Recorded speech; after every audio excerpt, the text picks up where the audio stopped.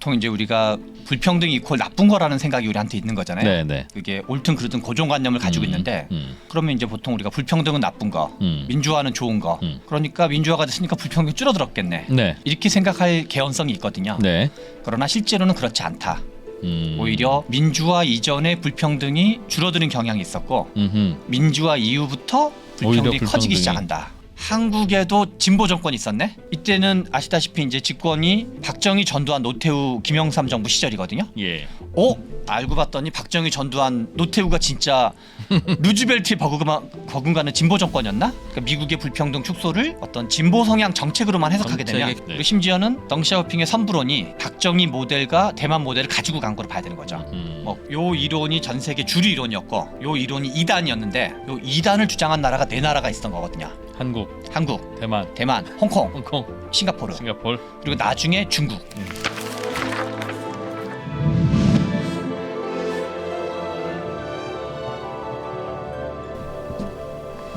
네, 대한민국의 문제들을 가장 덩치 큰 녀석들부터 뿌리째 알아보는 시간, 최병천 소장의 불평등 연구. 오늘도 재미있게 시작해 보겠습니다. 사실은 우리가 살아가면서 많은 질문들을 던지고 또 궁금한 것도 있지만 누구나 한 번쯤 궁금해하고 아직도 답을 못 찾은 질문 중에 하나가 왜 누구는 잘 살고 누구는 못 사냐. 왜 열심히 일하는 것 같은데 누구는 못 살고 저놈은 죄송합니다. 저 친구는 별로 땀도 안 흘리는 것 같은데 왜 돈을 잘 버냐 하는 그런 문제에 대해서 다들 고민도 하고 나름의 답도 뭐 가지고 있을 텐데요. 이걸 데이터와 학문적인 영역에서 치열하게 분석한 분, 신성장 경제연구소 최병천 소장과 이 얘기를 자세하게 저희가 듣고 있죠. 오늘도 그 연장선에서 최병천 소장님의 이야기 좀 재미있게 들어보겠습니다. 신성장 경제연구소 최병천 소장님 오늘도 나오셨습니다. 어서 오세요. 예, 안녕하세요. 예, 불평등에 관한 모든 것을 파헤치고 있는데 오늘은 무슨 얘기를 좀 재미있게 들어봅니까? 네, 오늘은 우리나라에서 이제 한국 현대사에 되게 중요한 분기점이 1987년 민주화인데요. 네. 민주화 이전의 불평등과 민주화 이후의 불평등을 좀 비교해 보는 걸 하려고 하는데요. 네. 그래서 이제 민주화 이전의 불평등이라는 건 크게 보면은 박정희 정부 때부터 일종의 이제 군사 독재 시절이기도 하죠. 군사 독재 시절에 한편으로는 정치적으로는 이제 독재였지만 또 우리나라가 경제 발전의 어떤 초창기 맹화를 형성하던 시기였거든요. 네. 그래서 이제 그것을 좀 이렇게 그 비포 애프터를 좀 비교해 보는 식으로. 뭘 기준이죠? 민주화라고 하는 게 87년 직선제인 거죠. 직선제를 민주화의 기점으로 보고 네. 87년 이전과 이후로 나눈다. 그렇죠. 그래서 한편으로는 불평등에 대한 비교이기도 하고. 근데 그걸 왜 그렇게 나눠요? 불평등이 뭐 민주화랑 무슨 관계가 있길래? 실제로 지표상으로 좀 다른 성격, 다른 형태를 보이고 있습니다. 뭐 민주화가 되면 사람들의 목소리도 좀 더 커지면서 뭐 불평등에 대한 시정 욕구도 뭐 표출되고 그러면서 좀 섞이는 그런 게 있나 봐요. 맞습니다. 이제 우리가 불평등을 크게 임금 불평등, 소득 불평등, 네. 자산 불평등 이렇게 뭐 이제 크게 뭐 3가지 정도를 볼 수 있는데요. 임금 불평등이 87년을 전후한 시점에 벌어지기 시작을 합니다. 예. 그래서 제가 썼던 이제 좋은 불평등이라는 책에서는 조금 이제 의도적으로 외부 원인을 좀 강조하려고 기존의 우리나라 학계의 논의라든가 그런 게 너무 내부에 갇혀 있었기 때문에 외부 원인을 강조하려고 중국발 얘기를 앞부분에 배치했는데 네. 실제로는 책의 뒷부분에도 이제 언급을 하고 있는데 87년 민주화는 불평등의 관점에서 우리에게 무엇이었는지. 뭐 아무것도 모르는 상태에서 추측하자면 그게 불평등을 줄이는 효과가 있었을 것 같기도 하고 잘 모르겠네요. 보통 이제 우리가 이제 책 제목이 이제 좋은 불평등인 것도 불평등이 이퀄 나쁜 거라는 생각이 우리한테 있는 거잖아요. 네네. 어떤 이제 그게 옳든 그르든 고정관념을 가지고 있는데 그런데 실제로 그러면 이제 보통 우리가 불평등은 나쁜 거, 민주화는 좋은 거. 그러니까 민주화가 됐으니까 불평등이 줄어들었겠네. 네. 이렇게 생각할 개연성이 있거든요. 네. 그러나 실제로는 그렇지 않다. 오히려 민주화 이전에 불평등이 줄어드는 경향이 있었고 민주화 이후부터 불평등이 커지기 시작한다. 그래요. 그래서 역시 또 이것도 이제 그 원리를 차근차근 이제 이 뭔가 살펴보면은 이해할 수가 있는데요. 다만 통념과 상식에는 그렇죠. 위배되는. 우리가 통념과 상식이랑은 실제 현실은 좋은 일과 나쁜 일이 뒤섞여서 벌어진 일이 많다는 걸 이번에도 다시 확인할 수가 그렇군요. 있습니다. 이 프로는 통념과 상식에 벗어나는 콘텐츠 되게 좋아합니다. 감사합니다. 네, 그럼 들어보죠. 예. 그래서 그러면 1987년 민주화 이전의 우리나라의 상황과 불평등 상황을 좀 먼저 설명을 해주세요. 네, 우리나라가 1인당 $10,000를 음. 보통 이제 중진국 언저리로 보는데요. 혹시 이 프로님은 우리나라가 1인당 지난번에도 한번 물어본 적이 잠깐 있었는데요. $10,000. $10,000 또는 $5,000 연도가 재밌습니다. $5,000는 모르겠고, 네, 와, $10,000도 언제 $10,000였을까요?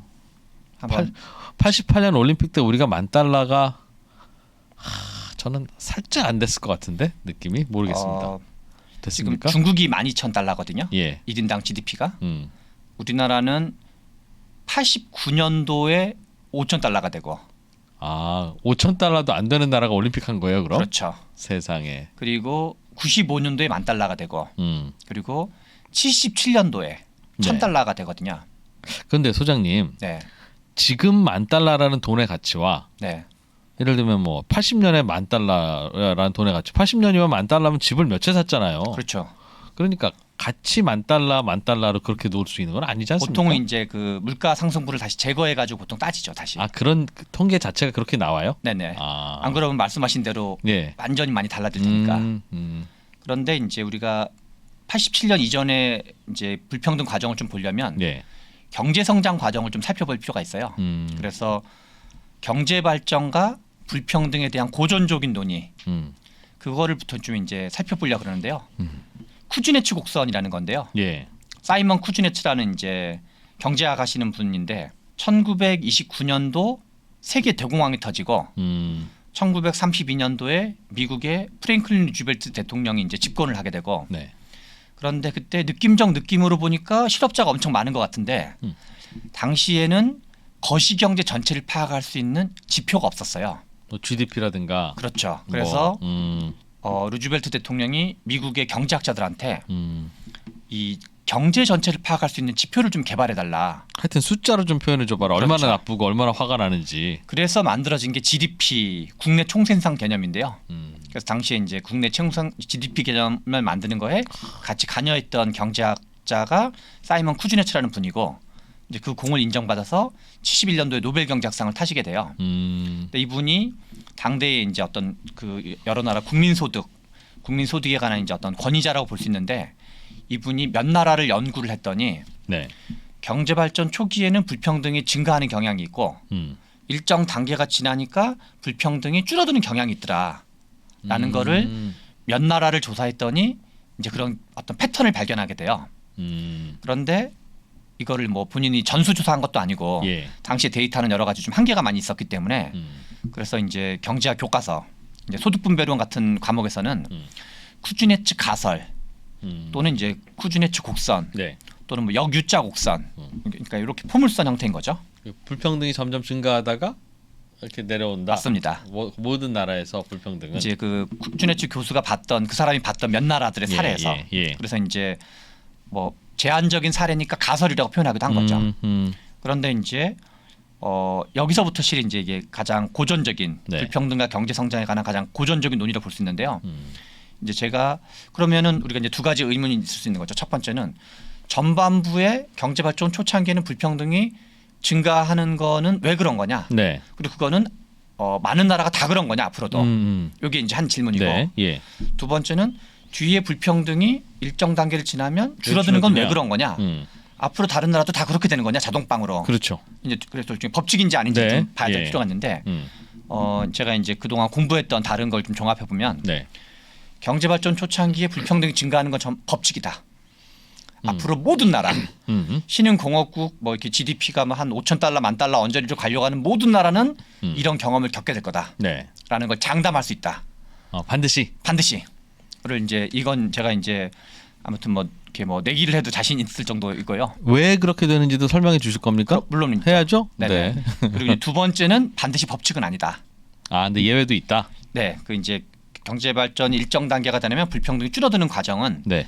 그럼 이제 전반전에 늘어나는 건 예외 없고. 그렇죠. 전반전은 법칙이다. 그러나 일정 단계 이후에는 불평등도가 줄어드는 건 네. 이건 예외가 있다. 그렇죠. 그 말은 법칙은 아니다. 계속 불평등도가 늘어나기만 할 수도 있다는 뜻이네요. 그렇죠. 그래서 이제 그 얘기를 그것의 어떤 원리. 네. 그래서 한국 경제는 어땠고 주로는 이제 우리나라 경제를 중심으로 네. 이제 원리는 어떻게 봐야 되는지 그리고 부분적으로는 국제 비교 같은 걸 할 수 있는 게 있는지 그 얘기를 좀 이제 알겠습니다. 드리려는데요. 빨리 들어보죠. 네, 곧바로 좀 들어가면 네. 경제 발전 초창기에 불평등이 증가하는 가장 강력한 이유는 경제 성장과 상관계가 가장 높은 게 도시와 산업화, 대기업의 출현이기 때문에 그렇습니다. 도시화, 산업화, 대기업 출현. 경제 그래서- 발전 단계는 늘 있는 일이죠. 그렇죠. 그래서 실은 자본주의 이전 단계, 저소득 국가인 단계는 A, B, C라는 사람이 있다고 치면 농촌에 기반하고 있는 농업 경제였거든요. 네. 그럴 때는 A, B, C가 각각 100원, 100원을 벌고 있다 그러면 도시화가 되는 가정과 산업화가 되는 가정과 대기업이 출현하는 가정은 사실상 상관관계가 매우 높기 때문에 누군가는 1,000원, 500원, 200원을 버는 가정으로 바뀌게 된다는 거죠. 예. 그래서 어느 나라나 우리 이제 하나 예를 들어서 지금 손흥민 선수가 뛰고 있기 전에 박지성 선수가 이제 프리미어리그 뛸 때 네. 맨체스터 유나이티드였잖아요. 근데 실은 영국이 산업혁명의 진원지여서 산업혁명인데가 다 도시 지역이었고 공업지대였고 우리나라 치면 이제 울산, 마산, 창원 이런 데랑 비슷한 거죠. 예. 그래서 공업지대에 몰려 있으니까 노동자 계급들이 좋아하는 스포츠가 축구였거든요. 그래서 실은 영국의 프리미어리그 중에서 약간 명문 구단은 구공업지대인 데가 많아요. 축구라는 것 자체가 이제 네. 어떤 이 산업화 과정에서 만들어진 스포츠 성격이 있는 거죠. 아, 간단하니까 그렇죠. 단순하고. 그래서 이 이제 경제 발전을 한다는 과정과 초기에 불평등 확대되는 과정은 사실상 법칙적 성격을 갖는다. 직관적으로 그럴 것 같아요. 네, 그래서 이제 실은 이런 격차 확대, 불평등을 반대해서 했던 것 중에 하나가 마오쩌둥의 문화대혁명 같은 것도 그거랑 연동돼 있던 거죠. 그래서 이제 마오쩌둥은 문화대혁명을 하고 이런 어떤 격차 이런 것 자체를 약간 자본주의적인 것을 봐가지고 이제 그런 걸 못하게 하다 보니까 이제 약간 뭔가 이렇게 투자라든가 뭔가 잘안 이윤 추구를 되는 못하게 거죠. 하는 거죠. 예. 그래서 덩샤오핑이라는 사람이 경제 발전을 할 때 이제 그런 거 신경 쓰지 말고 부담 없이 마음 놓고 부자가 되라라는 이제 얘기를 했던 거죠. 선불론. 네. 그러면 이제 이렇게 우리가 쿠즈네츠 곡선의 전반부를 경제 성장과 경제 발전이 되면서 불평등이 증가하는 거를 이제 저는 이제 좋은 불평등 표현할 수 있다 생각하는 거고. 그러니까 누군가가 열심히 해서 돈 버는 사람이 필연적으로 생길 수밖에 없으니. 그렇죠. 처음에는 농사 지으니까 농사를 누가 뭐 잘 짓고 못 짓고 하는 게 큰 차이 없지만 그렇죠. 도시로 오면 다양한 서비스업이 생기는데 그거는 사람들은 누구라도 조금이라도 더 잘하는 쪽으로 다 몰리게 마련이니 한 놈이 돈 버는 것 일이 자주 벌어지죠. 그렇게 이해해도 되는 거죠. 맞습니다. 그렇기도 하고 이제 농업에 기반할 때는 뭔가 자연적 제약 조건을 많이 받는데 제조업이라는 건 자연적 제약 조건을 덜 받으니까 예. 생산성이 향상될 여지가 훨씬 더 많아지는 거죠. 음흠. 그래서 이제 격차가 커질 여지도 많아지는 거고. 네. 불평등과 경제 성장의 관계 종합해 보면 실은 논리적으로 네 가지가 있을 수 있다. 쿠즈네츠 곡선의 전반부는 좋은 불평등을 표현할 수가 있고 여기서 좋다라는 거 의미는 소득 상승 및 경제 성장과 연동되는 불평등 증가. 경제가 성장함에 따라서 생기는 커지는 불평등. 맞습니다. 네. 그리고 그럼 그 이전 단계는 뭐냐? 절대 빈곤 사회가 되는 거죠. 근데 이렇게 경제가 성장하게 되면 불평등은 커지는 측면이 초기에는 있으나 네. 빈곤 인구가 줄어드는 거죠. 그렇죠. 빈곤에서 벗어나는 인구만큼. 네. 그래서 이제 그게 싫으면 이제 뭐 빈곤해지는 거랑 양자택일하면 이게 더 좋다고 생각하는 거죠. 예. 물론 사람마다 가치관은 좀 다를 수 있겠지만. 그래서 이제 쿠즈네츠 곡선의 전반부는 좋은 불평등, 쿠즈네츠 곡선의 후반부는 좋은 평등. 만약 줄어든다면. 네. 불평등도가? 줄어서 예. 성장도 되고 불평등도 줄어드니까. 그러면 나머지는 이제 나쁜 평등이 이제 네 가지 경우의 수가 다 같이 가능할 수 있고 네. 실제로 인류 역사에서 네 가지가 다 있었다. 경제 발전 초창기에는 신흥 공업 국가 또는 아까 전에 말씀드렸던 덩샤오핑의 선불론, 네. 먼저 부자가 되어라. 이런 게 이제 초기의 경제 발전 초창기에는 좋은 불평등, 아주 저소득 국가가 중소득 국가로 올라가는 과정에서 발생하는 불평등 증가. 예. 이거는 이제 좀 불가피한 면이 있고 나머지는 이제 나쁜 평등에 국한시켜서 보면은 대표적인 건 전쟁, 흑사병, 공산주의 혁명.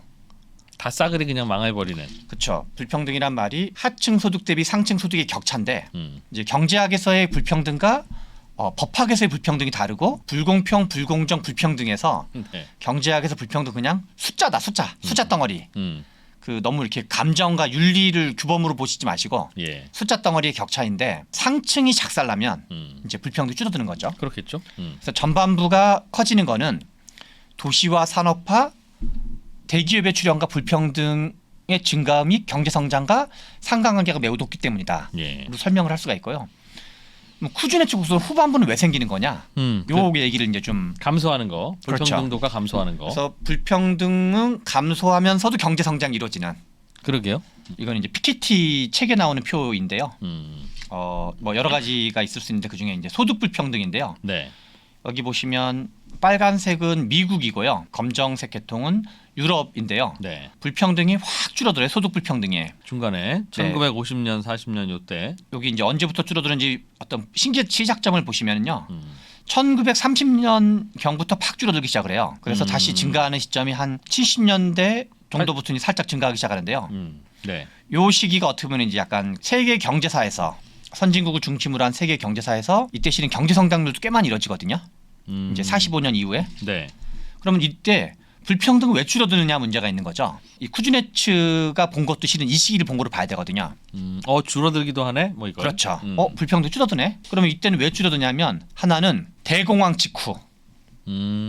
대공황 직후는 이제 하이퍼 인플레이션이 있어가지고 네. 만약에 이제 금융자산이 많은 사람은 금융자산의 가치가 확 떨어지게 되는 거죠. 네.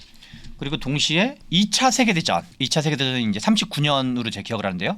39년부터 45년 사이에 이제 2차 세계대전이 벌어지는데 네. 2차 세계대전이 벌어지니까 당연히 이제 금융자산과 부동산 자산이 자산의 두 가지인데 부동산 자산은 전쟁이 나서 작살이 나고 금융자산은 하이퍼 인플레이션 때문에 작살이 나고 그러니까 보통 이제 전쟁과 공황이 벌어지면 물론 일부 이제 기회를 누리는 사람들도 있겠지만 보통은 상층이 작살나는 경우가 일반적인 거죠. 그렇겠죠. 일반 서민들도 물론 이제 어렵겠지만. 다 망하지만 가진 거 많은 사람이 더 많이 망하죠. 그렇죠. 그래서 나면. 실은 예. 유럽과 미국의 소득 불평등이 줄어드는 이 시기는 하나는 마치 공산주의 혁명 이후에 불평등이 줄어드는 것처럼 예. 공황과 전쟁 이 요인이 하나 결합을 했고 근데 여기서 이제 또 다른 요인은 포드주의.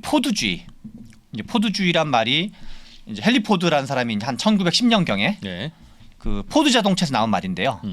그 전까지의 자동차는 약간 수제품이었었어요. 수공업. 그래서 이제 근데 마르크스의 자본론이라는 책을 보면은 망치 종류가 100여 개 가까이 된다는 표현이 나와요. 그러니까 자동차가 있으면 망치가 부위별로 다 다른 거죠.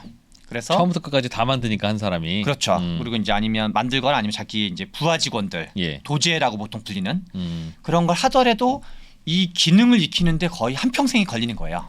그렇겠죠. 그래서 이제 마스터, 마이스터라는 게 이제 거기서 나온 표현인데, 근데 그런 거를 이제 일종의 어떤 소규모 소량 생산 그리고 이제 오래 걸리는 걸 하는 거를 이제 맞서기 위해서 이제 포드주의 형태가 이제 포드란 사람이 그 이제 고기의 도축 시스템 네. 그거를 이제 패러디해가지고 모방해가지고 고기의 도살장 있잖아요. 이렇게 누구 하나는 건 머리만 자르고 누구는 다리만 자르고 그런 사람이 있다는 거예요? 네, 그래서 예 맞습니다. 그래서 그거를 어디 여행 중에 봐가지고 그러니까 우리 컨베이어 벨트 시스템이라 하잖아요. 예, 예. 컨베이어 벨트 시스템의 그 원조는 고기를 하는 곳이었다 그래요. 또 뭐 재밌는 얘기기도 한데 네. 그래서 하늘 아래 새로운 게 없고 이제 항상 뭔가 이렇게 다르게 적용하는 건데 네. 이제 포드주의 핵심은 하나는 표준화하고 이제 어떤 그 공정 전체를 표준화하고 단순화하고 전문화하는 보통 이제 3S를 보통 이제 이렇게 표현하는데요. 그래서 그게 가장 큰 포드주의의 특징인데 그러다 보니까 부품을 잘게 다 만들어 가지고 표준화된 부품을 만들게 되는 거죠. 그러면 무슨 일이 벌어지냐? 중소기업이 많아질 수밖에 없게 돼요. 그러니까 자동차라는 산업이 하나 만들어지면 부품을 조달하는 거를 그러니까 그 모든 그 완성차가 다 할 수는 없거든요. 예. 그러면 부품을 조달하는 중소기업이 어마어마하게 많이 만들어져야지만 예. 이제 이걸 공급해 주는 게 가능하죠. 그래서 실제로는 쿠즈네츠 곡선에서 후반부에서 작동되었던 불평등은 왜 줄어들었는가? 이게 이제 하나는 역사적으로는 대공황과 전쟁 그리고 하필 그 시기가 포드주의 시기랑 맞물렸던 거죠. 포드주의랑 맞물리면 왜 불평등이 줄어듭니까? 부품을 공급하는 중소기업이 수천 개가 만들어져야지만 포드주의가 작동이 가능하거든요. 자동차를 장인이 혼자 만들어도 네. 결국은 부품을 조립하는 일일 테니 네. 그래도 25,000개 부품은 필요하지 않아요? 포디즘 아니라 그냥 장인이 혼자 하루 종일 두드려서 앞 헤드라이트도 달고 뒤에 엔진도 달고 하더라도 두 가지가 달라질 텐데요. 음. 하나는 부품의 개수가 훨씬 더 많아질 테고요. 아무래도 이제 점점 이제 어떤 기술의 발전이라든가 생산성의 혁신이라든가 그다음에 이제 어떤 자동차를 좀 더 이제 소비자 입맛에 맞게끔 잘게 쪼개는 거기 때문에 생산성이 높아지면 이제 에어컨도 달고 등등 전동백미러도 여러 가지가 이제 붙이고. 만들어지는 거죠. 두 번째는 전체 인구 구성에서 자동차를 수공업으로 만들 때는 1년에 100개를 만들었다고 표현을 하면 그러면 100개 만드는 거에 관여하는 총 노동자 숫자 네. 그러니까 인구 전체에서 한 편의상 100명이었다. 그런데 이거를 10만 개를 만들게 되면 네. 관여하는 노동자 숫자가 한 거의 10만 명 가까이 또는 더 이상 늘어날 수 있는 거죠. 그러니까 전체 인구에서 차지하는 네. 비중이 대규모로 늘어나게 되는 거죠. 음흠. 그래서 포드주의 대량 생산 대량 소비 시스템인 포드주의가 들어오면서 핵심은 중간재가 얼마만큼 많은 생산 시스템이 만들어지느냐 이게 이제 중요한 역할을 했다는 거죠. 예. 그래서 이게 이제 정치 쪽으로 넘어가면 어떤 역할을 하게 되냐면 요 이제 우리 그래프에서 보듯이 1970년대 중후반까지 왜 미국은 평등했는가? 점점점 더 평등해지고 있었는가? 그랬어요? 네. 1930년대부터 1960년대 후반 또는 70년대 초중반까지는 네. 미국이 평등해지고 있었거든요. 요 그래프에서 보듯이. 네. 네. 그래프에서 보듯이 뭐 다른 여러 가지 그래프도 있는데 그래서 이제 보통은 U자 형태를 보인다 그러는데요. 예. 그러면 그거를 어떻게 해석할 거냐에 대한 여러 가지 이야기들이 있어요. 그 중에 한 가지 특히 이제 어떤 진보 성향을 갖는 학자들, 네. 이제 미국도 마찬가지고 한국도 마찬가지인데 그거는 뉴딜 정책의 영향이다. 그 프랭클린 루즈벨트의 어떤 노동 3권을 적극적으로 보장해주고 노동운동을 좀 장려하고 노동조합을 적극적으로 이제 도와주고 특히나 또 이제 미국 민주당은 노동조합과 연계가 강한 편이거든요. 예. 그런 뉴딜 정책의 영향이 하나가 있다. 두 번째는 소득세를 그때 2차 세계대전의 한복판 시기에 소득세를 거의 90%까지 올려요. 한 85% 90%까지 네. 상층 최고 세율을. 그러니까 노동조합에 대한 적극적인 정책, 소득세에 대한 거의 한 8, 90%에 이르는 소득세 정책 이런 거를 중심으로 이런 거를 했기 때문에 불평등이 줄어들었다라는 해석이 있는 거거든요. 네. 이거는 한마디로 줄이면 어떤 진보적인 정책을 썼기 때문에 불평등이 줄어들었던 거다라는 네. 말로 정리할 수 있는 거죠. 그렇죠. 이제 두 가지를 우리가 볼 수 있는 하나는 한국 경제는 쿠즈네츠 곡선이 작동했을까? 후반부가. 예. 그러면 한국 경제가 작동했으면 왜 작동했을까?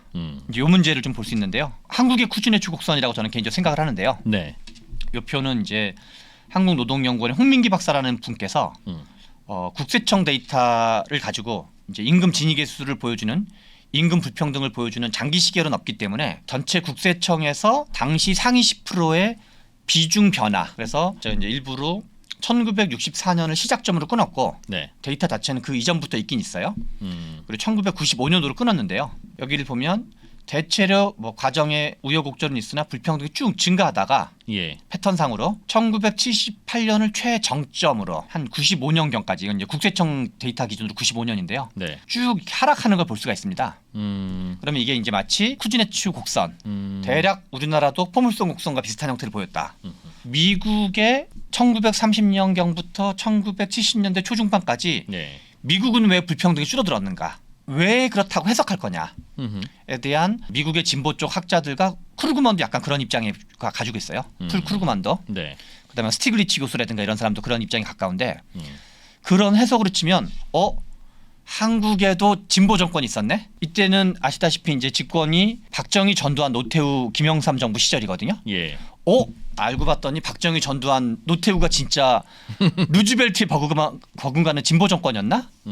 라는 해석으로 귀결되는 거거든요. 그러니까 미국의 불평등 축소를 네. 어떤 진보 성향 정책으로만 해석하게 정책의 되면 결과였다면 그렇죠. 모든 불평등 축소가 진보적인 정책의 결과라면 그렇죠. 그래서 미국에서 그 영향이 전혀 없진 않겠으나 그것을 중심적인 원인으로 해석하게 되면 우리가 알고 봤더니 전두환이 학살자인 줄 알았는데 우리가 모르는 뭔가 진보 성향의 정책들을 했던 게 많이 있었나?라는 이제 오해를 하게 될 수 있다는 거죠. 예. 그래서 그 우리 홍민기 박사님이 만든 이 그래프는 두 가지인데 하나는 한국에서도 쿠즈네츠 곡선이 작동했다. 했었다. 여기 예. 하나가 있고 두 번째는 왜 작동한 거지? 그러면 진보적인 정책이 아닌 건가? 그럼 뭐 때문인 거지? 이 질문이 있을 수 있고 아까 전에 이제 포드주의 얘기한 것처럼 네. 실은 진보적인 정책 요인보다도 이 대량 생산 대량 소비와 관련된 또는 정확하게는 중간재의 국산화 중간재의 국산화 정책이 훨씬 더 중요한 원인이었다. 그 얘기를 이제 좀 드리려고 그러는 거죠. 그 전에 미국의 그래프 다시 한번 보여주세요. 궁금한 게 네. 저는 쿠즈네츠 곡선의 후반부 설명하시길래 처음에는 잘 살기 시작하면은 불평등이 이렇게 늘어나다가 네. 어느 정도 이상이 되면 불평등도 줄어들면서 잘 사는 건 계속 더 잘 살게 된다. 네. 마치 우리가 생각하는 유토피아죠. 그렇죠. 불평등도 줄어들고 좋은 일만 있는 거죠. 좋은 일만 있는 거죠. 네. 그렇게 된다는 건 줄 알았는데 지금 말씀하셨던 이 1930년, 40년, 50년, 60년대에서 미국 또는 유럽에서 발생하는 불평등도의 감소는 그러다 다시 지금 저 그래프 보면 다시 또 불평등도가 늘어나잖아요. 미국은. 네. 그러니 이거는 어떤 경제 규모의 후반전에 나타나는 영원한 불평등도의 감소 같은 그런 게 아니라 그렇죠. 일시적으로 잠깐 나타난 심지어 뭐 전쟁도 있고 막 그랬으니까 2차 대전도 있고 그랬으니까 네. 뭔가 그냥 세상에 망조가 들면서 한번 덜컹거린 그 결과는 아닙니까? 결론부터 이 부분을 말씀을 드리면요. 네. 나쁜 원인으로 그러니까 이 미국의 불평등 축소는 나쁜 원인으로 인한 불평등 축소와 네. 좋은 원인으로 인한 불평등 축소가 섞여져 있다라는 게 제 판단입니다. 아, 요 시기에는 네. 나쁜 원인으로 인한 불평등 축소는 대공황과 전쟁이 대표적이고요. 네. 예. 그게 이제 나쁜 원인. 좋은 원인으로 인한 불평등 축소는 부분적으로는 중간재가 많아지면서 중간재의 공급이 경제 발전 과정에서 많아질 수밖에 없는 과정이 되면서 대량 생산 시스템 때문에 예. 그러면서 같은 말의 다른 표현이 중산층이 두터워진 거죠. 중소기업 중간재 중산층이 상관관계가 매우 높다고 봐야 된다. 그리고 그 중소기업은 그 중에서 우리가 이제 중소기업이란 말이 너무 펑퍼짐한 표현인데 네. 소기업과 중기업을 구분한다고 치면 소기업이 아니라 중기업이 많아진 거죠. 요 시기에. 네. 그래서 중기업, 중간층 이제 불평등 축소가 맞물렸던 거고 그런 것에 양념 효과로 양념이라기보다 부분적으로는 정책 효과도 있었던 거죠. 뭐 복지국가와 관련된 정책이라든가 이제 소득세의 높은 세율이라든가 그래서 실은 세 가지 원인이 합쳐진 걸로 봐야 된다. 전쟁 원인, 전쟁과 대공황, 그다음에 이제 어떤 두터운 중간재와 중산층, 그다음에 중기업이 두터 많아지는 거. 세 번째는 정책 효과. 세 가지가 합쳐진 걸로 이 시기를 봐야지만 네. 다른 나라 설명들이 가능해진다라는 거로 설명할 수 있죠. 우리나라는 불평등이 이제 여기 보시면은 1978년부터 95년까지 불평등이 줄어들기 시작을 했잖아요. 예. 이 시기는 이제 뭐랄까 1973년부터 중화공업 선언을 했었는데 78년부터 95년은 3조 호황 역시 몇 년인지 아세요? 3조 호황이요? 예, 우리나라 경제에서 가장 이제 전성기라고 구가하는 시점 중에 하나가 3조 호황인데요. 전두환 대통령 시절 아닙니까? 맞습니다. 네. 86년도, 87년도, 88년도 네. 요 시기가 3조 호황인데요.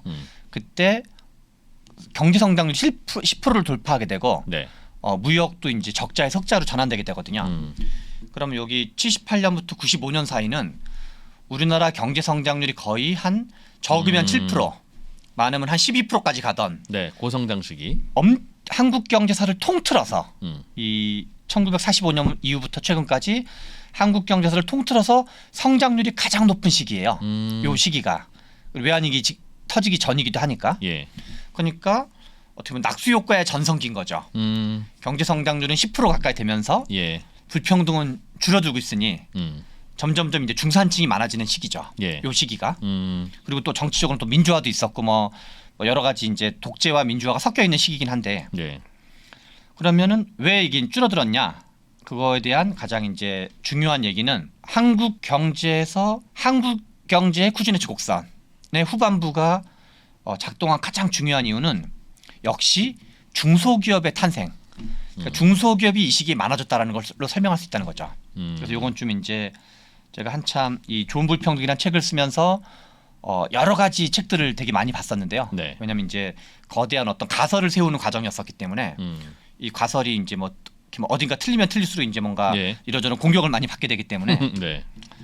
근데 이제 우리가 이제 경제학을 공부하거나 한국 경제사를 공부하는 분들도 좀 이제 덜 알려져 있는. 근데 제가 이제 보기에 우리나라 불평등에서 좀 중요한 거라고 생각하는 법인데요. 계열화 촉진법이라고 혹시 들어보신 적 있으세요? 우리 이제 계열사 할 때 있잖아요. 계열화 촉진법. 네. 네. 들어본 적 혹시 있으세요? 계열사는 아는데 계열화 촉진법은 잘 모르겠어요. 네, 저도 이제 뭐 책 쓰면서 제가 공부하면서 저도 들어봤는데요. 그러니까 1973년도에 중화공업 선언을 했다 그랬잖아요. 그러니까 이제 대기업을 중화공업을 만들려면 어쩔 수 없이 대기업이어야 되거든요. 예. 그래서 뭐 삼성, 현대 뭐 등등 우리나라의 어떤 이제 대기업의 존재는 그 이전부터 했었지만 제조업을 본격적으로 한 건 그때부터 봐야 되거든요. 네. 그런데 대기업을 만들려다 보니까 중화공업을 하려다 보니까 역시 부품이 많이 들어가는 거죠. 부품이 다 이제 뭔가 그 중후장대 제조업 분야이기 때문에 그래서 근데 여기를 납품할 수 있는 중소기업이 없는 거예요. 예. 중소기업이 받쳐줘야지만 그러면 해외에서 다 수입을 하든가 중소기업 또는 중간재, 네. 중간재를 해외에서 수입을 하든가 아니면 국내에서 중소기업을 육성하든가. 예. 그런데 이제 우리 주변은 우리나라는 이제 사실상 섬나라에 가깝고 뭐 대만이랑도 경쟁하는 관계고 이제 일본이랑도 하는 게 한계가 있었기 때문에 이때 이제 그 1975년도에 일종의 중소기업 육성진흥법 성격을 갖는 거죠. 근데 이 중소기업을 육성 진흥하는 이유는 대기업의 중화공업을 차질 없이 부품을 조달해주기 위해서. 그래서 사실은 한국의 경제 발전 단계가 유럽은 소기업이 100년 지나서 중기업이 되고 예. 중기업이 100년 지나서 대기업이 되고 네. 대기업이 100년 지나서 글로벌 대기업이 되는 과정이었는데 그리고 여기 정부가 특별히 도와주는 거는 별로 없었거든요. 그런데 우리나라는 대기업이 먼저 만들어지고 네. 나머지는 약간 농촌 경제인 거나 그냥 약간 이제 자영농에 가까운. 네. 그런데 대기업만 달랑 만들어진 거죠. 그 뭐 배 만들고 이런 자동차 만들고 뭐 이런 등등이 예. 석유화학하고. 그런데 여기에 중소기업이 없으니까 대기업을 도와주는 중소기업을 만들기 시작하는 거죠. 대기업에 납품하는. 그렇죠. 그래서 저는 약간 비유적으로 표현하면 음. 한국의 중소기업의 탄생은 대기업의 갈비뼈로 만들었다라고 표현할 수 있는데 왜냐하면 실제로도 이제 주변에 그런 분들 겪을 수 있는데 뭐 삼성, 현대, LG, SK 다니다가 거기에 일정한 임원 정도를 하시던 분이 나중에 회사를 차리는 경우가 되게 많거든요. 예. 납품하는 회사를 차리는 경우가 그런 게 이제 매우 일반적이어서 그래서 1975년 12월에 계열화 촉진법이 작동되는데 여기 그냥 목적만 한번 좀 읽어보면요. 이 법은 기업과 기업 간의 계열화의 조성을 촉진하고 도급거래 질서를 확립함으로써 분업에 의한 상호 이익의 증진과 중소기업의 근대화를 도모하여 국민 경제의 균형 있는 발전에 기여함을 목적으로 한다. 그래서 이제 선 대기업 후 중소기업이 순서가 만들어지는 거죠. 그래서 나중에는 이제 95년도에 마침 이제 연도도 딱 95년 똑같게 되는데요. 그 우리나라 이제 불평등이 증가하는 연도가 이 시점인데 아무튼 이때 이제 계열화 촉진법이 폐지가 되고 다른 이제 어떤 그 다른 중소기업 관련법으로 이제 임무를 좀 넘기게 되는 거죠. 그래서 이제 실은 한국 경제에서 쿠준해추 곡선의 후반부가 왜 증가했는가 해서 여기 보시면 이거는 이제 중소기업의 생산 비중을 보여주는 그래프인데요. 1973년이 이제 중화공업의 시작점인데요. 요 앞에 보시면 약간 떨어지고 있다가 예. 이제 오히려 중화공업을 육성하니까 이렇게 쭉 증가합니다. 그래서 자동차든 뭐 조선이든 여기에 석유화학 부품 납품하는 그렇죠. 업체들이 기계 산업이라든가 뭐 이런 쪽들이었던 많아진다. 거죠. 그래서 1973년 4년쯤에는 중소기업의 생산 비중이 한 30% 정도 되는데 쭉 커지다가 한 90년대 중반까지는 50% 약간 안 되는 것까지 한 7, 8% 가까이 늘어나는 거죠. 이렇게 이제 중소기업 비중이 커지면서 특히 이제 중기업이죠. 중소기업 중에서도 약간 중기업. 그러니까 대기업에 납품하는 네. 지금으로 치면 1차 협력업체, 2차 협력업체, 넓게 보면 3차 협력업체 정도는 이런 비중이 늘어나가지고 중간층이 점점점 늘어나는 측면이 있었던 거죠. 인위적으로 늘어난 거네요. 이건 거의. 인위적으로 늘어났다는 건 좀 어떤 의미인 거죠? 중화학공업도 이제 정부가 방향타를 그쪽으로 정한 거고 그에 따라서 대기업도 뭐 자의반 타의반 들어가기 시작하면 또 이제 만들어줘야 되는 거니까. 그렇죠. 그러니까 있던 거 모아서 야 이렇게 부품업체 많은데 우리 배를 한 대 만들어 볼까? 이게 아니라 네. 배를 만들라는 숙제를 받아왔는데 이거 어떻게 해야 되지? 조선소도 없고 그러면 이제 하나하나 이제 거꾸로 만들어가는 그런 상황이었구나 하는. 네. 그리고 어제 우연찮게 또 이제 봤던 음. 정주영 씨가 현대중공업 배 팔아먹었던 비사를 다시 한번 봤었는데요. 왜 예. 500원짜리 거북선 가지고 네. 당시 이제 종이 화폐였으니까. 그래서 아니 당신은 배를 만들어 아직 회사도 안 만들었는데 그 아직 다 그 이 어떤 배 만드는 시설도 안 만들어 놓고 어떻게 배를 팔려 그러냐. 그랬더니 우리 조상들은 배를 많이 만들었다. 라는 이제 그 500원짜리 거북선 옛날에 이제 그 지폐 500원짜리 지폐에 새겨져 있던 거북선을 보여주면서 팔아먹었다는 건데 네. 지금 방금 이프로님께서 말씀하신 것처럼 대기업을 하려고 이제 중소기업을 한 것처럼 정부가 심지어 이제 일반 기업인들조차도 네. 배를 그러니까 조선소를 건설하고 배를 만들고 그걸 파는 게 아니라 먼저 팔고 나중에 조선소와 배를 만든 것도 이제 그렇겠네요. 모든 게 예. 다 역순이었던 거죠. 한국의 어떤 이제 한 그 특징을 보여주는 건데요. 아무튼 그런 과정에서 여러 중소기업들이 생겨나면서 그게 중산층의 기반이 되고 네. 그래서 불평등도가 줄어들었다. 네. 그래서 미국 경제에서 1930년대부터 70년대까지 불평등이 왜 줄어들었는가? 예. 라는 게 아마 이제 우리 풀크루먼이라든가 아니면 이제 뭐 스티글리츠라든가 이런 약간 미국에 있는 진보 성향의 경제학자들을 얘기하면 이제 어떤 특히 진보적인 정책을 강조하시는 분들이 많아요. 네. 정책 효과. 그래서 높은 소득세율. 그다음에 어떤 이제 그 뉴딜 정책으로 상징되는 노동조합의 우호적인 정책. 이런 거가 효과가 부분적으로 있었다는 건 인정하지만 그것만으로 불평등 축소를 설명하기에는 한국이 설명이 안 된다. 한국은 정반대로 노동조합을 만들려고 그러면 빨갱이 취급해가지고 뭐 감옥에 보내거나 막 두드러 패거나 이런 예. 일이 흔했었는데 그럼에도 불구하고 불평등도가 줄었다는 건 그렇죠. 그래서 미국에서 쿠즈네츠 곡선 후반부를 설명할 수는 있을지 모르지만 한국의 쿠즈네츠 곡선의 후반부는 절대 설명할 수가 없다. 그러니까 원인이 왜냐하면 다르다는 거죠. 극단적으로 군사 독재 정권이었기 때문에 그리고 노동운동을 탄압하는 게 거의 군사 독재 정권의 어떤 핵심 미션 중에 하나로 생각을 했기 때문에 이게 설명이 안 된다. 그래서 그 요인도 없진 않았으나 더 비중 있게 봐야 되는 요인은 중간재의 국산화, 예. 중간재의 대량 공급, 어떤 그 나라의 생산 방식에서 중간재 부품을 만드는 것이 얼만큼 두텁게 존재했는가. 이거가 쿠즈네츠 곡선의 후반부가 작동했던 가장 중요한 원인으로 봐야 된다. 나머지는 이제 좀 부분적으로 효과가 있으나 상대적으로 부차적 요인으로 봐야 된다라고 생각을 하는 거죠. 그러니까 불평등도를 줄이는 방법은 그냥 강제로 다 뺏어서 평등하게 만드는 방법도 있고 네, 아니면 전체적으로 생산량을 더 늘리는데 하필이면 늘어나는 생산량이 대기업보다는 중소기업의 기여도가 특히 높아지면 중기업.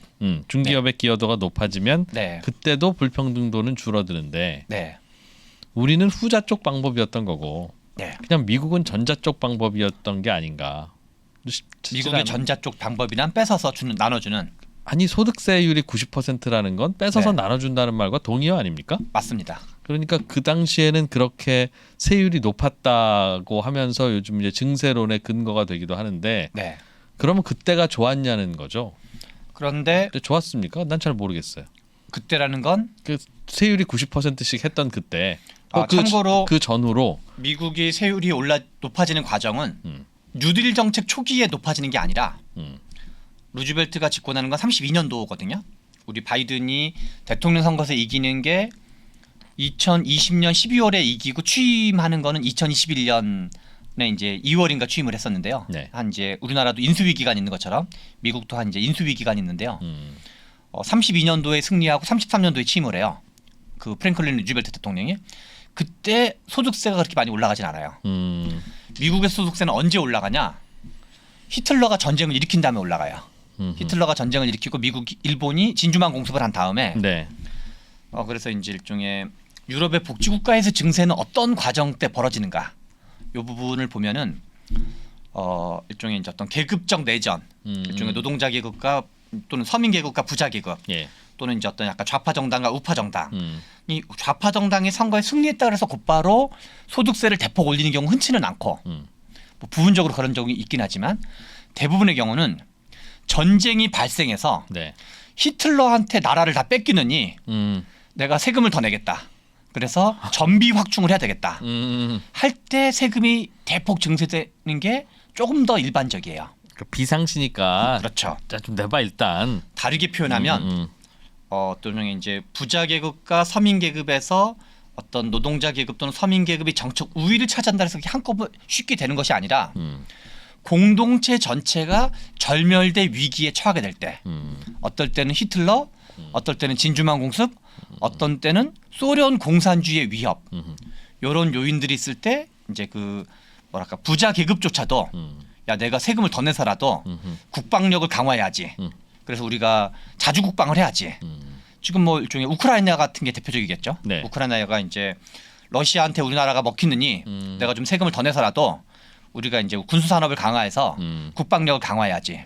그래서 물론 이제 어떤 정치적 요인도 세금을 더 올리는 거는 작동하는 건 명백한 사실이지만 이게 이제 높은 세율은 공동체 전체가 절멸돼 위기에 처하지 않은 상태에서는 쉬운 문제는 아니라는 거죠. 잘 안 나타나는 현상이다. 네, 그리고 이제 그러면 세금을 너무 많이 올리면 당연히 이제 회피 현상이 벌어지겠죠. 네. 철수돼 버린다든가 아니면 이제 자본 파업 같은 일이 벌어지겠죠. 그래서 이프로님께서 말씀하신 그때가 이제 좋은 거냐 이런 문제도 있지만 그게 재현 가능한 거냐 이 질문도 실은 같이 가능할 수 있는 거죠. 그러니까 저도 그 부분에서 뭐 임금 제도를 올리거나 세금 제도를 개선하거나 혹은 세율을 높이거나 하는 게 뭐 높일 수도 있고 낮출 수도 있죠. 세율이라는 건. 그러나 세율을 높이고 임금 수준을 법으로 임금 수준을 높이고 법으로 이자율 수준을 낮추고 그렇게 해서 경제 문제가 해결되면 세상에 경제 문제 해결 못할 나라가 어디 있는가. 그러니까 그게 답이기에는 너무 too good to be true. 그러니까 너무 좋은 솔루션 아니냐. 그게 솔루션이라면 그런 생각이 들어서 이건 아닌 것 같은데. 이프로님 거죠. 예. 생각에 적극 동의하는 걸 전제로 그렇게 생각하시는 분들은 다른 나라는 정치적 역량이 딸려서 못하고 있으니 그래서 바로 그러니까 우리는 그걸 해야 된다고 생각하시는 분들도 있는 거죠. 그걸 해내기만 하면 효과가 있는데 다들 뭐 어떤 정치적 반발 내지는 기득권층의 저항에 부딪혀서 못하고 있다. 그렇죠. 하기만 하면 잘 사는 나라 되는데 그렇죠. 그 기득권층은 왜 반발할까요? 하기만 하면 잘 사는 나라 되면. 그러니까 더 세게 이제 뭔가 제압해야 된다 생각하시는 거죠. 그들도 뭘 몰라서 그런다? 아니 그게 몰라서 아니라 저항한다? 이제 기득권층의 힘이 세니까 어려운 거니까 우리 힘이 더 세져야 된다라고 힘 관계로 보시는 거죠. 그분들은. 알겠습니다. 어떤 이제 이걸 경제학적 원리로 좀 더 비중 있게 보는 거냐, 정치적 원리로 보는 거냐에 따라서 이제 약간 접근 방법은 달라질 수 있는 거죠. 그래서 좀 약간 이제 진도를 나가면은 이제 쿠즈네츠 곡선의 후반부는 어떻게 작동되는가, 왜 작동하는가, 이걸 좀 정리를 해보면요. 하나의 이제 어떤 역사에서의 특정한 패턴인지 법칙인지 문제를 좀 정리를 해보면 모든 신흥 공업 국가는 쿠즈네츠 곡선의 후반부와 만나게 되는가. 일단 좀 전반부와 후반부를 좀 구분해 볼 필요가 있는데요. 모든 신흥 공업 국가는 경제 발전 초창기에 쿠즈네츠 곡선의 전반부와는 만나게 된다. 다시 말해서 불평등이 증가하는 그 초창기 시점. 그런데 모든 신흥 공업 국가가 쿠즈네츠 곡선의 후반부와 반드시 만나는 것은 아니다. 왜냐하면 인도 같은 나라가 있다고 치면 지금 모디 총리께서 메이드 인 인디아를 얘기하고 제조업 육성을 얘기하고 있긴 하지만 인도 경제에 좀 더 비중 있는 것은 미국 경제와 연동된 서비스업의 약간 하청 경제 형태가 강하거든요. 그럼 이런 경우는 이제 그리고 국내 내수 기반인 게 있는 거죠. 이제 서비스업 같은 거에서 그러니까 제조업 기반이 약한 거죠 아직은. 그러면 이런 경우는 경제 성장이 되더라도 상층 일부만 소득이 쭉 올라가는 거지 두터운 중간층 형성은 반드시 이루어지는 건 아니라는 거죠. 제조업 기반이 약하면. 그렇죠. 핵심은 제조업 기반 문제인 거죠. 그래서 중국 얘기랑도 연동돼 있는 건데요. 중국이 78년에는 그러니까 이제 개혁 개방 시작점을 78년으로 보는데 그때는 주로 농촌 개혁 중심이었어요. 그래서 다 농촌이 있었으면 이제 농촌에서 가족농 중심의 책임을 강화시키면서 인센티브를 강화해가지고 이때는 불평등이 증가하죠. 그러니까 이때는 일종의 이제 모두가 다 안 좋게 인센티브가 전혀 없다가 농촌 인민공사이니까 열심히 일할 이유가 없어가지고 평등하다가 열심히 일할 이유가 있어가지고 열심히 하는 사람이 등장을 하는 거죠. 그리고 92년도에는 수출 중심 공업화 노선을 본격적으로 제기를 하고 그때도 불평등 계속 증가해요. 예. 요 농촌 개혁 과정의 어떤 중국의 개혁 개방과 수출 중심 공업화 과정의 개혁 개방은 다 불평등이 증가하는 과정인데 다만 이제 성장률은 올라가고 소득도 대폭 올라가는 거죠. 예. 그런데 2014년도에 이제 어떤 신창타이 방식을 통해서 중국판 뉴노멀 한자로는 신상태 발음으로 치면 신창타이인데요. 그때부터 이제 의식적으로 야 우리가 이제 어느 정도 꽤 컸으니까 그리고 수출에 너무 많이 의존하면 이 어떤 외국의 경쟁 국가들이 미국을 비롯한 서방에서 우리를 제재하거나 여러 가지 이제 어떤 그 안보 위협으로 될 수 있기 때문에 적당하게 수출은 하긴 하되 약간 이제 쌍순환 전략 비슷한 것처럼 이제 어떤 국내의 중간재를 국산화하자라는 정책을 좀 더 본격화하게 되거든요. 예. 그 전부터 그러니까 물론 이거 한 개로만 설명할 수는 없는데 중국의 불평등도가 증가하면서 아직 좀 더 추세는 봐야 되긴 하겠지만 2010년대 초중반을 그 기점으로 해서 불평등이 약간 정체되는 형태예요. 중국은 현재. 요즘은 요즘 데이터를 보면.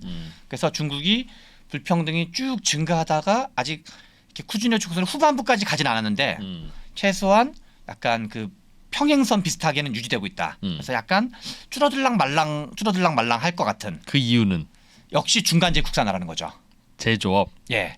그래서 얘기한 적도 있긴 하지만 중국이 중간재를 국산화하면서 우리나라 수출이 줄어들었었는데 대중 수출이 그래서 중국이 중간재를 국산화하면 다만 이게 중국 전체에서 얼마나 비중을 차지하는지 요거에 따라서 이제 중산층의 형성, 그러니까 중국 기준 중산층 형성이 예. 이제 일정한 비중이 늘어나고 있는 걸 볼 수가 있는 거죠. 그래서 모든 신흥 공업 국가가 쿠진의 곡선의 후반부를 만나는 것은 아니다. 그래서 한국 같은 경우도 한국의 경제 발전을 어떻게 해석할 거냐 문제에서 우리가 이제 많이 알고 있는 거는 한국의 경제 발전은 박정희 대통령이 주도해서 수출 중심 공업화를 했다. 요 말 자체는 맞는 말이죠. 네. 그런데 수출 중심 공업화만 했던 게 아니라 1964년부터 수출 중심 공업화를 한 거는 사실인데 중화공업을 선언한 이후부터는 수입 대체 공업화도 병행되었다는 거를 얘기하고 싶은 거죠. 수입 대체. 네, 수입 대체는 뭐냐면 외국에서 주로는 이제 일본에서 많이 수입을 했었는데요. 이제 일본으로부터 부품 소재를 많이 사와야 됐기 때문에 네. 그래서 무역 적자가 발생을 했던 거거든요. 기계를 만드는 기계 산업, 이제 소비재를 만드는 산업이 약간 경공업이고 그런 거라면 이제 중화공업은 기계를 만드는 기계 산업 성격이 있는데 그 기계를 만들라 그러면 공장을 만들어야 됐고 그러면 계속 이제 중간재를 일본으로부터 사와야 됐던 거죠. 예. 근데 70년대 중반부터는 아까 전에 계열화 촉진법이 75년도에 제정됐다고 표현했는데요. 그때부터는 우리나라가 중간재를 스스로 만드는 중기업을 두텁게 만드는 그게 이제 일종의 수입 대체 공업화. 참고로 여기서 수입 대체 공업화는 남미형 수입 대체 공업화와 박정희 정부 시절의 수입 대체 공업화는 좀 구분할 필요가 있는 거죠. 달라요, 그게? 남미에서 했던 수입 대체 공업화는 약간 경공업 또는 소비재였다고 봐야 되는 거죠. 우리나라로 치면 약 60년대에 막 설탕이라든가 뭐 밀가루라든가 네. 이런 이제 경공업 품목들. 근데 70년대 중반 이후에 한국 경제에서 했던 수입 대체 공업화는 기계 부품들. 넓게 보면 중화공업의 부품들을 국산화했던 거죠. 그게 이제 우리나라가 경제 성장과 불평등 축소가 동시에 나타나게 됐던 가장 중요한 이유다. 중화공업의 부품업이 활성화되면서. 그렇죠. 그래서 중기업이 많이 만들어진, 협력업체가 많이 만들어진 것. 그러면 그게 안 만들어지는 나라들은 대개는 서비스업이 그냥 발전할 텐데. 그렇죠. 그러니까 뭐 조선업 종의 부품되는 회사에 취업 안 하면 뭐 도시에 나와서 식당 했겠죠. 네. 그러니까 다 서비스업일 텐데 서비스업이 발전하면 왜 평등이 잘 안 되는데 중화공업을 기반으로 한 부품업 제조업이 잘 되면 왜 그건 중산층을 키우죠? 서비스업이냐 아니냐가 본질적인 문제까지는 아닌 것 같긴 한데요. 왜냐하면 서비스업은 이제 서비스업의 특성에 따라 좀 다르긴 할 텐데 네. 이 제조업처럼 그러니까 제조업이라는 게 결국은 일정한 정도의 이제 결국 제조업 중에서도 중후장대 제조업이라는 게 하나가 있고 네. 많은 부품을 필요로 하는 제조업. 음. 요게 실은 이제 제조업이 중기업 및 중산층을 만들어내는 원인인 거고 같은 제조업이어도 중후장대 제조업 많은 부품을 만들어내는 국산화가 안 돼 있으면 이제 반드시 불평등이 줄어든다라고 장담할 수 없는 거죠. 네. 같은 제조업이어도. 예를 들어서 한국으로 비유를 하면 지금 이제 이프로님께서 질문하신 거는 서비스업과 제조업의 특징을 질문하신 건데 그런 겁니다. 즉 어떤 나라가 경제 발전을 하고 중산층이 늘어나고 하는 게 소원일 텐데. 근데 그거에 대한 약간 이제 관련된 답변일 수 있을 것 같은데 네. 예를 들어서 같은 제조업이어도 한국 경제에서 반도체 산업이 커지는 거랑 자동차 산업이 커지는 걸 비유하면 다를 수 있다는 거죠. 자동차 산업이 더 유효하고 유용하다는 거죠. 그렇죠. 한국의 반도체 산업은 삼성전자가 글로벌 경쟁력을 갖고 있지만 이 정도의 가성비를 갖는 글로벌 경쟁력을 가지려면 국내 중소기업은 그 인프라가 되게 약하거든요. 외국에서 기계 사갖고 와서 그렇죠. 설치해야죠. 그래서 이제 예. 뭐 네덜란드나 미국에서 장비를 사오고 이제 일본에서 이제 여러 가지 소재 같은 걸 사와가지고 네. 어떤 글로벌 탑 티어에 있는 글로벌 경쟁력이 높은 걸 가지고 와야지만 간신히 국제 경쟁력을 유지하고 있는 거거든요. 예. 그래서 어떤 한 국가 내에 전일적인 생산 체제를 갖추고 있지 않은 거죠. 특히 반도체 같은 경우는. 근데 자동차 같은 경우는 한국의 자동차 같은 경우는 이런 나라가 많지는 않은데 철강부터 맨 마지막에 보호막까지 완전히 다 전일적 생산 체제를 갖추고 있는 거죠. 그래서 자동차 산업에서 그러니까 단순하게 도식화시키면 한국 경제에서 반도체 산업의 비중이 커지면 중산층이 두터워진다는 보장이 없는 거고 자동차 산업이 비중이 엄청 커졌다. 만약에 갑자기 현대차 뭐 등등 기아차가 등등이 수출을 해가지고 한국 경제 비중이 거의 50% 가까이 차지하게 된다. 그럼 거의 약간 이렇게 배 나온 그 뭐 중년 아저씨처럼 그런 나라가 이제 우리나라가 중산층이 두터워지는 그런 나라가 될 텐데 서비스업도 중간이 두터운 서비스업이 가능할 수 있는 건지 그런 이제 그런 서비스 뭐가 있는지는 아직은 좀 잘 떠오르진 않는데요. 네. 그래서 보통 서비스업은 이제 아예 고부가 가치업이거나 그리고 또 약간 승자독식 성격이 좀 있을 텐데요. 예. 이제 아니면 약간 저부가 가치업거나 그런 이제 격차 때문에 그럴 것 같은데 만약에 서비스업에서도 뭔가 중간 공급이 두터워지는 서비스업이 존재한다 그러면 네. 뭐 서비스업이라서 반드시 이제 아니라고 단정할 수는 없는 거죠. 그래서 이제 실은 이런 한국의 경제 발전이 이제 불평등과 그러니까 일종의 불평등에 대한 이해이기도 하고 한국 자본주의를 어떻게 이해할 거냐이기도 한데요. 수출 중심 공업화와 수입 대체 공업화 또는 중간재 국산화, 중간재 국산화가 동시에 진행됐고, 그래서 이제 우리 교수님 중에 소익진 교수님이라는 분이 있는데요. 프랑스에서 조절 이론을 공부하시다가 예. 약간 조절 이론 같은 이제 분석을 가지고 한국 자본주의를 분석했던 분인데 이분은 복선형 공업화라고 이걸 아예 표현하세요. 복선형 약간 이제 이중적인 공업화. 예. 이제 뭐 단선이 아니라 그냥 수출 중심 공업화랑 어떤 이제 그 국산화 부품의 국산화를 마치 이렇게 대립적으로만 보는데 그래서 이제 이거는 전혀 안 쓰고 수입 대체 공업화는 무조건 패배하고 요것만 했던 게 아니라 실은 두 가지가 맞물려서 작동되었던 잘 거다. 됐었다. 그래야지만 한국 경제의 어떤 성격을 좀 제대로 알 수가 있다. 실제로 이제 저는 이제 약간 정책 쪽에 사이드에 있는 사람인데요. 네. 정책이라는 게 이제 뭐 경제학을 포함한 사회과학과 정치에 걸쳐 있는 게 실은 정책이거든요.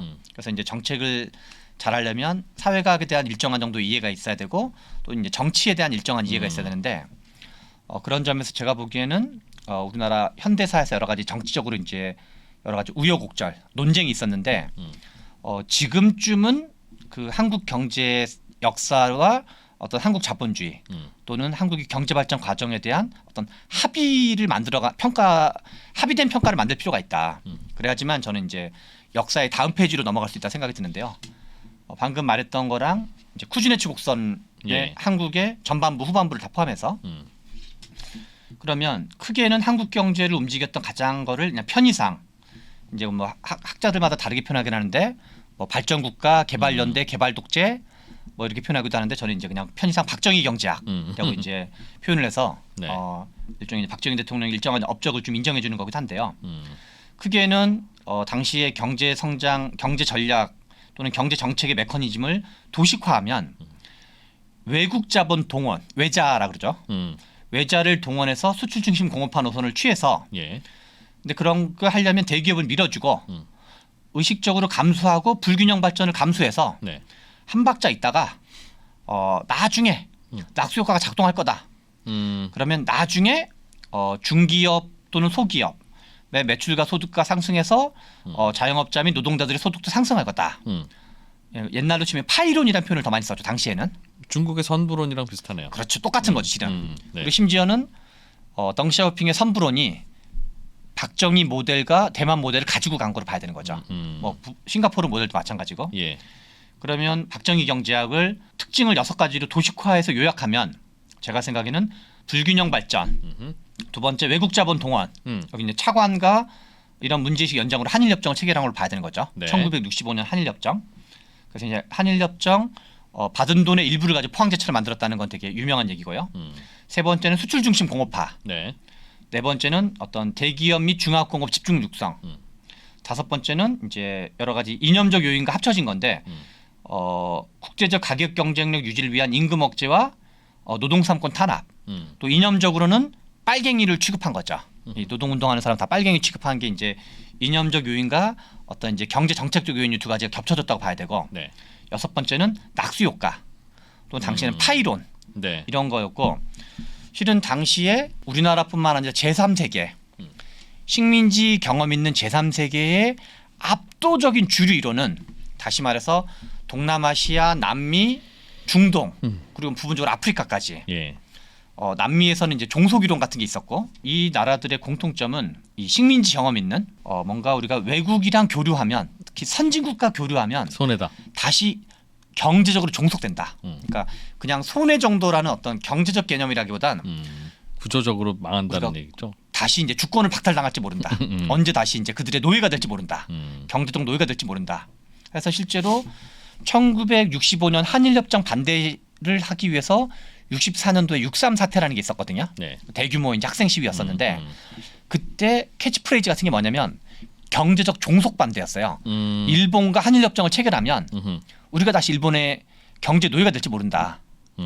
그러니까 이게 협정이 과연 더하기 빼기를 잘했는지가 아니라 아예 말 섞지 마라. 다시 식민지 될지 모른다라는 공포가 실은 이제 그 협정의 핵심 반대 이유 중에 하나였던 거죠. 예. 그래서 아무튼 박정희 경제학이 반대되는 이론은 약간 민족 경제론인데 균형 발전. 예. 여기서 균형이란 골고루.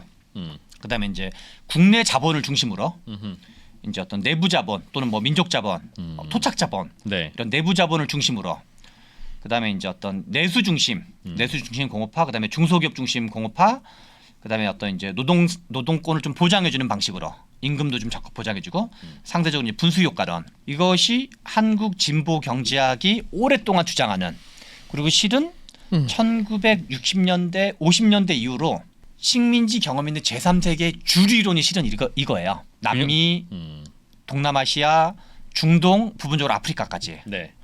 그런데 재밌는 거는 요 이론이 전 세계 주류 이론이었고 요 이론이 2단이었는데 요 2단을 주장한 나라가 4나라가 있었던 거거든요. 한국, 대만, 중국, 홍콩, 싱가포르. 그리고 나중에 중국. 그래서 한국과 대만의 성공을 보면서 그러니까 50년대, 60년대, 70년대는 일종의 노선이 경쟁하던 과정이었는데 한국과 대만은 잘 나가네. 경제적으로 종속될 줄 알았는데 잘 나가네. 경제 성장률도 엄청 높고 소득도 오르고 GDP도 증가하고 수출도 잘 되고 경쟁력도 가지게 되고 그런데 종속까지는 아닌 것 같네. 해서 그 영향을 받아서 1978년도에 덩샤오핑이 개혁 개방을 하는 이유는 한국 모델과 대만 모델이 성공에 영향을 미쳤다는 거죠. 그리고 이제 동유럽 공산주의 국가들도 네. 우리 이제 2021년도에 오르반 총리라는 약간 이제 그 이제 권위주의형 모델이면서도 뭔가 유럽이랑 다른 모델을 추구하고 있는 건데요. 그분이 이제 한국에 대해서 우리는 관심이 엄청 많다. 한국의 경제 성장에 대해서. 근데 그때 한국의 경제 성장 과정이라는 건 어떤 지금 결과로서의 한국이라기보다 그런 것도 있지만 도대체 어떻게 한국은 이렇게 경제 성장을 제3세계 국가였는데 식민지 경험하고 별거 없는 나라였는데 잘 되게 됐냐라는 요 한국의 경제 발전 과정 전체. 그래서 어떤 좀 한국의 민주주의를 좀 부러워했다기보다는 왜냐면 그 사람은 별로 민주주의에 대해서 애정이 많은 사람은 아니기 때문에 이 경제 발전에 대한 이제 그 관심이었다고 봐야 되는데 그거는 실은 크게 보면은 여러 가지 우리나라 현대사에서 이러저런 갈등은 있었으나 이제 박정희가 통치로 잘못한 것도 있고 잘한 것도 있고 이제 공과가 같이 있긴 하길 텐데 요 부분은 좀 우리가 이제 큰 틀에선 이제 어떤 경제적인 측면에서 인정해줄 필요가 있고 그래서 박정희 경제학은 64년도 수출 중심 공업화 노선과 73년 중화공업 노선은 약간 다른 성격으로 봐야 된다.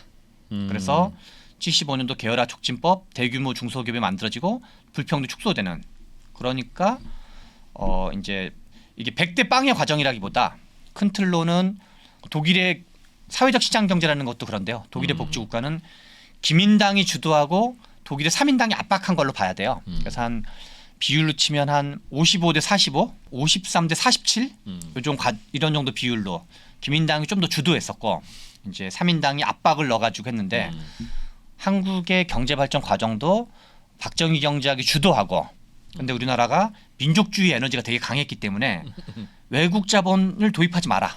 함부로 도입하면 안 된다. 그래서 한국은 외국 자본 도입에 매우 신중했던 나라예요. 상대적으로.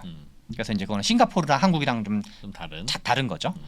그래서 외국 자본 도입이 압박을 받으니까 이제 수입 대체 공업화 어떤 이제 중간재 국산화도 실은 이제 이런 어떤 민족 경제론적 압박이 작동을 했던 거죠. 아 그래서 외화를 일단 들어올 수 없으니 외화를 아끼기라도 해야 되겠다. 그렇죠. 그리고 뭔가 어떤 외국 자본을 많이 유치해가지고 중간재를 만약에 했다 그러면 네. 이게 뭔가 정치적으로 불안한 거죠. 왜냐하면 우리나라 국민들이 아니 네가 경제 성장하는 거 좋고 수출하는 거 좋은데 당신이 이 우리나라 뭔가 먹히면 안 돼라는 그런 어떤 긴장, 그다음에 이제 균형, 압박 그리고 실은 정치적으로도 일정 정도 힘이 팽팽했던 걸로 봐야 되는 거죠. 보수와 진보가. 네. 그래서 한 대략 그 한 53대 47, 53 정도는 이제 어떤 그 수출 중심 공업화, 그다음에 이제 한 그 30, 47 정도는 어떤 수입 대체 공업화. 이게 이제 적절히 섞이면서 됐고 여기가 이제 좀 약간 이제 마지막 페이지이기도 한데요. 네. 저희 3프로 TV가 우리나라에서 가장 많은 데이터를 분석하는 송기령 부사장과 함께 미래대학 강의를 선보인 지가 벌써 1년이 지났습니다. 대기업의 임원진들과 기관의 큰 프로젝트로만 제공되던 깊이 있는 통찰을 최초로 온라인을 통해서 공개했었는데요. 여러분들이 보내주신 다양한 피드백을 바탕으로 한층 더 업그레이드해서 다시 돌아왔습니다. 3프로 TV 미래대학 확장판. 현상은 벌어진 거고 함의는 그 안에 들어있는 이유란 말이죠. 예측 그러셨는데요. 예측이 아니라 이해입니다. 그렇게 가게 돼 있어요. 누구보다 먼저 사회 변화를 포착하고 자신만의 전략을 수립하시는 귀한 시간이 되실 겁니다. 영상 하단의 링크를 클릭하시거나 네이버에서 3프로 TV를 검색해 주세요. KDI에서 만들었던 책 중에서 이제 기적에서 성숙으로라는 책에 나와 있는 그래프가 예뻐가지고 가지고 왔는데요. 네. 여기 이제 쭉 올라가고 있는 나라가 있어요. 여기 크게 이제 네 나라를 보여주는데요.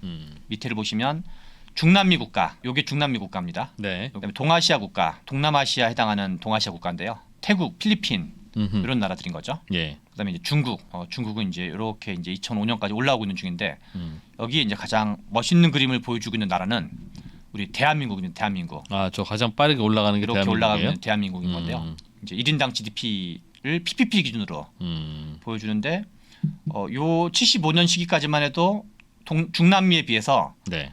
중남미가 한 6천 달러, 한국이 한 4천 달러 정도 됐었는데 아까 이제 왜 77년도가 우리나라 5천 달러가 된 시점이었다 그랬잖아요. 네. 자, 이제 거짓말이 아니라는 걸 입증하는 거기도 한데 요 시기 한 4천 달러가 약간 안 되다가 쭉 올라가서 요 시기에 이제 거의 한 2005년도에 한 2만 달러 가까이 되는 걸로 이렇게 쫙 올라가는데 이 과정이 한국 경제는 어떻게 성공했는가?